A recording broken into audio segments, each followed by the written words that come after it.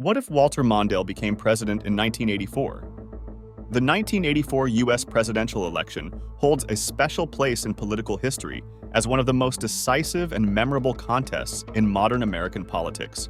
Ronald Reagan's landslide victory is often viewed as a national endorsement of his policies, rhetoric, and vision for the United States. But history, as we know, is never set in stone. What might the world look like today if that pivotal election had gone the other way? What if Walter Mondale, the Democratic challenger, had defeated Reagan to become president of the United States in 1984?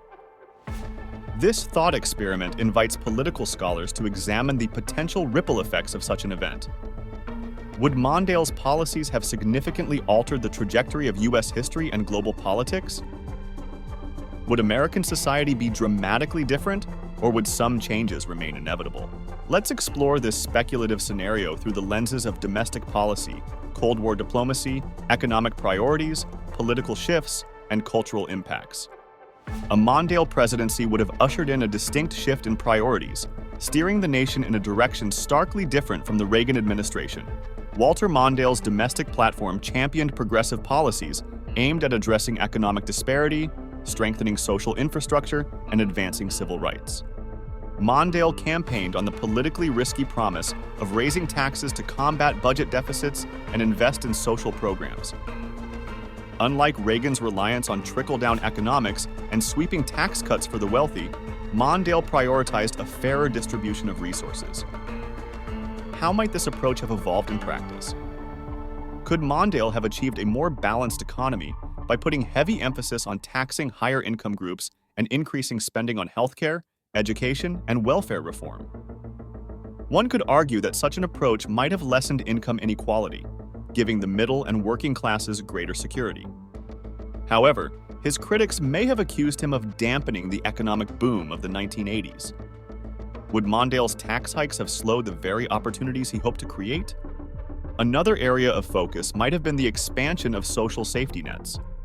It's possible that under a Mondale presidency, programs crucial to education and public health would have received a greater share of federal dollars.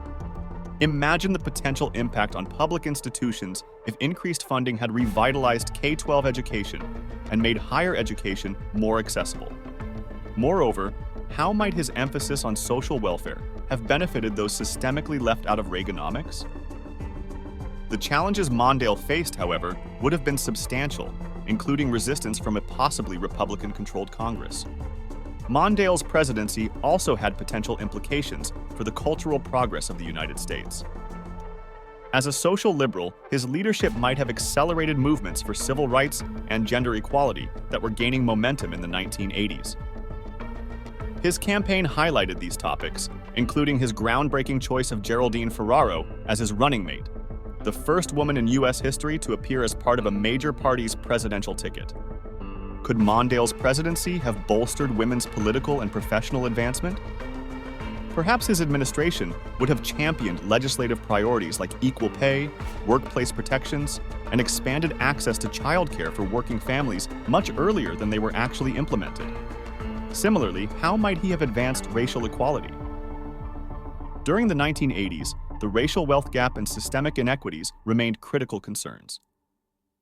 Mondale's presidency might have addressed redlining, law enforcement reforms, and voting rights more assertively, impacting the national racial discourse decades ahead of its time. Another angle to consider is environmental policy. While environmentalism wasn't a major national focus in 1984 compared to economic priorities, Mondale's administration may have expanded the scope of environmental protections introduced during the Carter administration, where he served as vice president. Would stronger regulations on pollution and green energy initiatives have been implemented under Mondale's leadership? If so, how might the national conversation around sustainability have evolved earlier? A major unknown variable in Mondale's presidency would have been the crisis of the HIV/AIDS epidemic. Reagan's administration has often been criticized for its slow response. Would Mondale, more attuned to public health issues, have addressed the crisis more directly and empathetically?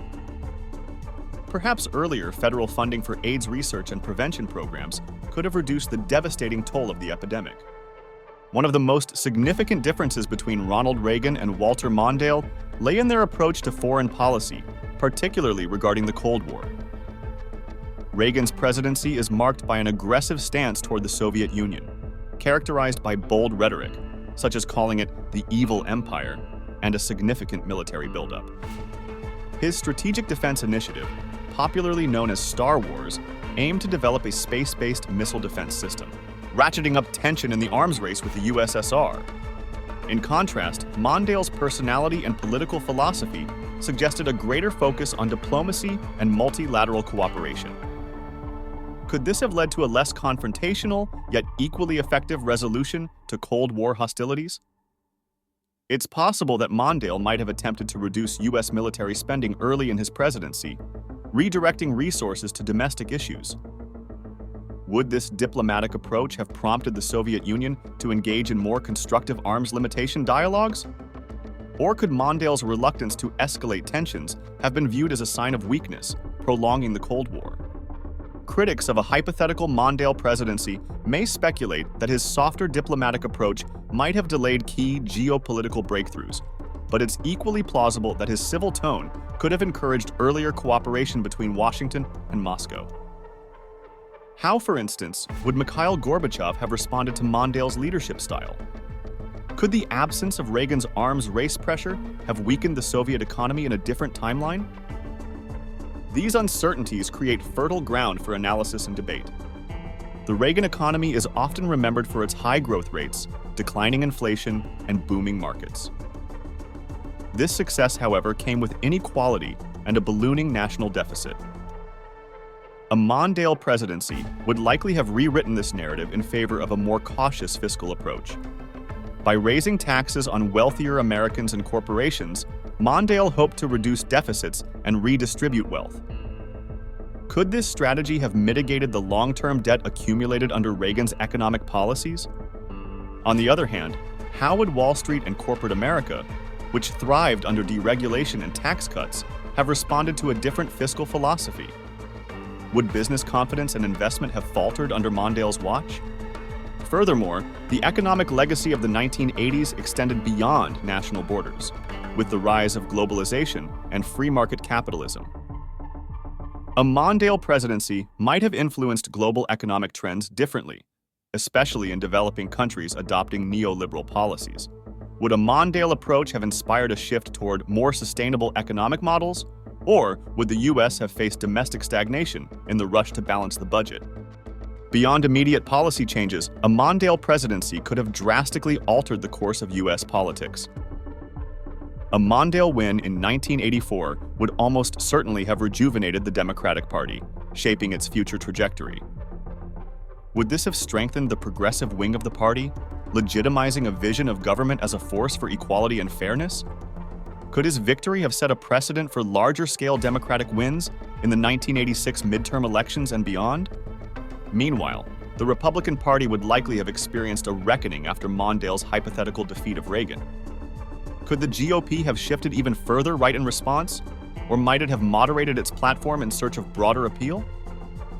Perhaps this dynamic would have prevented the rise of figures like Newt Gingrich during the 1990s and the ensuing partisan gridlock. The impacts on the presidency itself should not be underestimated. If Mondale's combination of progressive policies and diplomatic strategies succeeded, would it have influenced the leadership styles of subsequent presidents? Conversely, would failures during his administration reinforce skepticism about government intervention for decades to come? Finally, there's the question of how Mondale's presidency might have shaped American identity during the 1980s. The Reagan era evoked a nostalgic patriotism and optimism that resonated deeply with much of the electorate.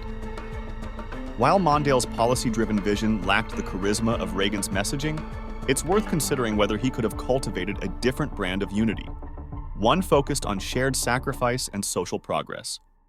Could Mondale have succeeded in bridging divisions between rural and urban America, or between the wealthy and the poor?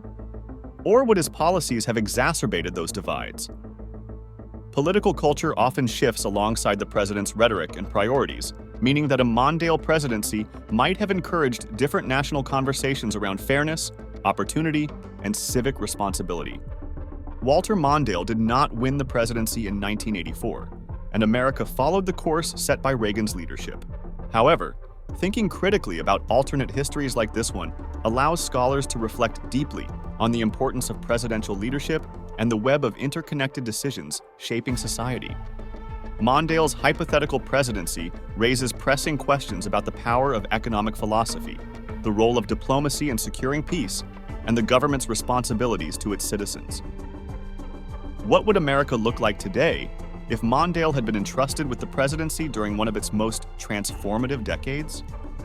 Would his vision of fairness and diplomacy have charted a more equal and peaceful course? Or are there inevitable tides of history too powerful for even the most visionary leader to overcome? This exercise invites you, our viewers, to not only imagine a different past, but also to consider your role in shaping the future. Let the discussion begin.